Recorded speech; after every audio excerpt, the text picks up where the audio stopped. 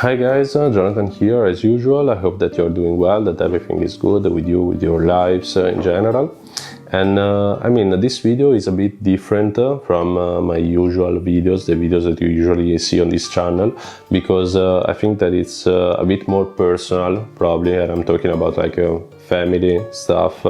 And I wanted to share like all of this with you guys because it's basically it's a little photography project that I made, that I developed during my last Italian vacations, and it's about, as you read in the title, A Miserable Life. It's about the last words, like it's an extract from the last time that I met my grandpa. It was like last December when I went to Italy for the Christmas holidays, and he passed away at the beginning of this year. So yeah, it was the last time that I actually saw him. So of course, saying like a miserable life like this doesn't make any sense to you guys, because you are lacking context, and I'm going to provide this context. So basically, my grandpa used to be like a very hard worker. I mean, one of those people who did nothing but working during their lives. And yeah, he's always been very proud about it. Like he always said that he never went on vacation, that he didn't like waste money in general, because he used to live like kind of a simple life. It was like, yeah, you know, this kind of self-made man. He started poor, and then he made some money through his work, through a lot of years working. He was basically, his job was helping like farmers to buy or sell animals like cows, sheep, these kind of animals that usually you find in farms. And I mean, this has always been his life and his beliefs.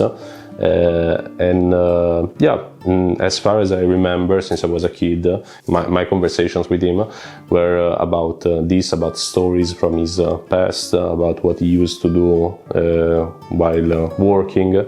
When I was little, he used to take me to like farms, to his friends' farms, to see the animals, all this kind of stuff. And yeah, it's basically my view of my grandpa has always been this. And now I'm not diving deep into family issues, this kind of stuff. I'm just going to mention that my family has, I believe, like most families, has like complex dynamics in some ways. Like, for example, my parents are divorced, and I don't have like a particular relationship with my uncles, and with the majority of my family. Actually, I have a sort of relationship only with my brother, my mother, and some other members of my family, basically. And yeah, it's complicated. It's like a lot of things that happened during my last 27 years on this planet, that in the end, I mean, made our family split like in different parts. So of course my relationship also with my grandpa, as I said before, when I was a kid, was one thing, and then a lot of yeah, situations that happened, you know, things that involved the usual stuff, the usual family stuff, like money, lies, these kind of situations led to me being a bit more like distant from my grandpa, even if I used to live very close. And especially after I moved to Portugal, to another country, I mean, I didn't see him that much. I only saw him like whenever I went back to Italy for vacations. So, but in general, I mean, the image of my grandpa for me has always been this, like a self-made man, putting job, putting his work above everything in his life. And as I said before, this is one of the things that caused some like troubles in my family. So yeah, not always like good things. I mean, from his point of view, everything was good because he was like a right person, a just person, you know. from his point of view, in his mentality. And he was, as I said before, as I mentioned before, he was always very proud about everything that he did, and also about the way he managed the family, basically, as if it was a sort of company in some ways. Yeah, so he was a bit blind from this point of view, like he was not paying attention to what was happening inside the family, the various relationships. So long story short, I grew up like this, with this image of my grandpa in my mind, and of course seeing what these kind of behaviors caused in my family. I mean, I'm not blaming my grandpa for everything, but still, a lot of situations that happened had their origin, basically their roots, in this kind of behaviors that were basically not paying attention to, like, human beings, not caring about the people around you, and this kind of stuff. But in the end, even if a lot of things happened, and even if the family was split split in a lot of ways, even if all this happened, he, in his mind, was always the person that was doing the right thing. Basically, the last time that I met him in December, this conversation that we had, I don't know, hit me a bit hard. I mean, I was kind of shocked, and I thought about this conversation for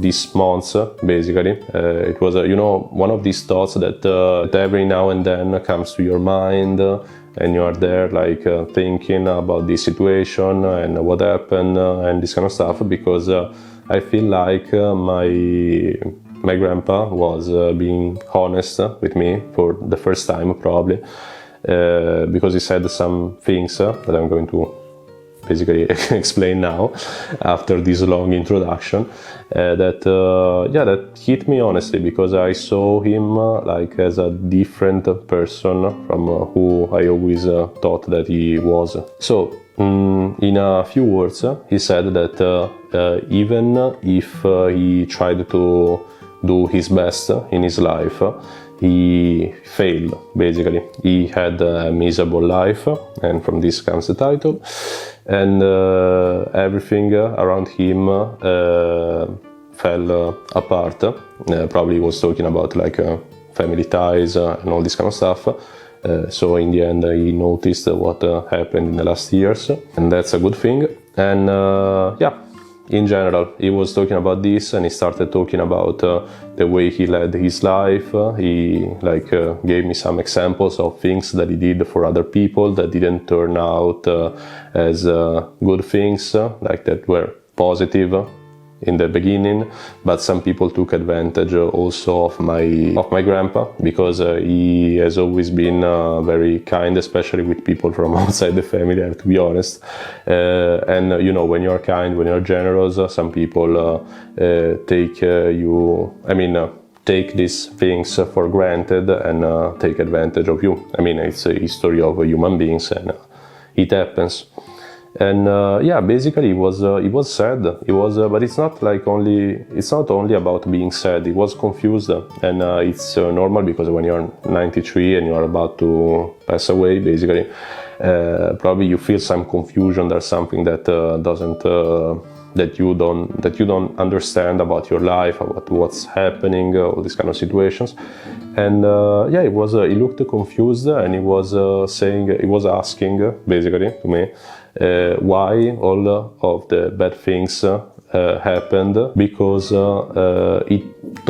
always thought that he was doing the right thing. And at least from what I know about his life, sometimes he did the right thing, sometimes he didn't, so I was only listening to his words. And this honestly, this hit me, because when I was a kid, and then when I started to grow up, when I became a teenager and then an adult, I always grew up in a family in which, the example of my grandfather was this. He was like the self-made man, the person that built his success in some ways, and that basically went from point A to point B in some ways. And but also my mother, for example, always told me about like meritocracy, about the fact that if you do your best, if you do what you can in general, if you make a commitment in some ways, you will succeed, you will have the results that you're searching for, and all these kind of positive things that were mostly common in the beginning of the 2000s, probably, because now things are a bit different. And even if I grew up in this kind of environment, that is, I mean, for some people might look like a positive example, because it's an example of a sort of path to follow, basically, like saying that you can get the results that you want. You have to commit to things and all this kind of stuff. And even if I grew up in this kind of environment, I always thought that the situation in general was a bit more complicated, more chaotic, that life is not always going from point A to point B. Unfortunately, it's not that easy, and there might be some complications. And I saw a lot of different, a lot of different things happened to me, like in the last 27 years, and especially in the last 4 years since I moved to Portugal, because I faced and I've been facing situations that I never expected to face. And luckily I was facing these kind of situations, like talking about houses, about jobs, about all the things that can happen when you live alone, basically, in a foreign country. And luckily I've always been with my girlfriend on this, so we always supported each other, but that's another story.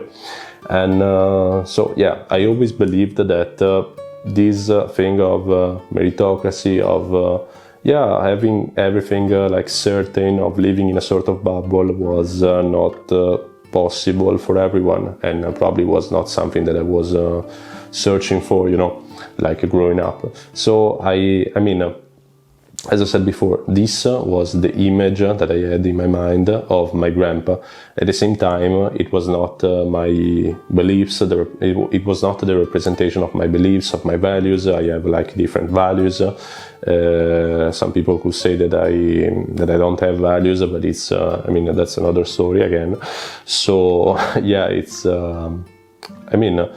he always represented things that I don't actually believe in, I don't totally believe in, but at the same time, these things were him in general. And so this conversation that we had the last time I saw him hit me, as I said before, because it was the contrary, basically. It was questioning everything, and I started to question myself. I was asking myself if this if this actually made sense, and I was asking myself why is he saying this only now? Why did he wait all these years? Or did he realize only now, only in this moment, what happened? I had a lot of questions in general after this meeting, and then nothing. Then I went back to Portugal, and I got the news from my mother after a couple 2 or 3 months that he passed away. So this will be my last and best and most honest probably memory of my grandpa. And I think that it's interesting because, as I said before, even if during the last years we didn't see each other a lot, and during the last 20 years, I would say, things changed a lot in my family from several points of view. This last meeting was something important for me, and that's why I decided to do this, to work on basically this photography project and call it A Miserable Life. And basically, just to sum it up, because at this point of the video you will already have seen all of the pictures, I took these pictures in my grandpa's house, and I went there with my mother, and we stayed there like a couple hours. I went around the house, take pictures, and I don't know, I wanted to document what was this house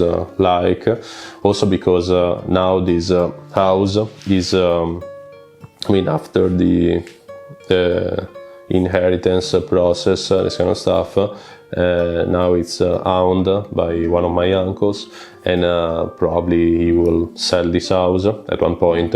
So I didn't know if I would have had a lot of opportunities, other opportunities to shoot in this place. So I prefer to do this now, last month actually. And so this is a memory, of course, for me, for my mother that used to live there as a kid.